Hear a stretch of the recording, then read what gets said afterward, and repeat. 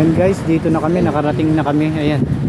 Ayan, binahin namin yung aming si Smasya.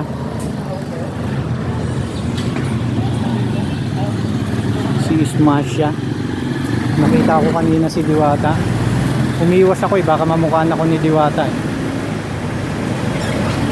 Yun nga, sinungitan ako dati ni Diwata, di ba? Kaya lumayo ako baka mamukhaan niya ako.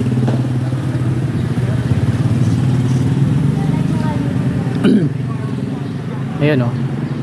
Ayan ang kanyang bagong parisan.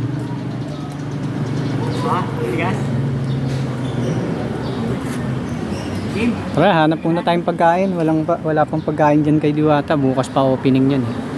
Grand opening ni Diwata bukas.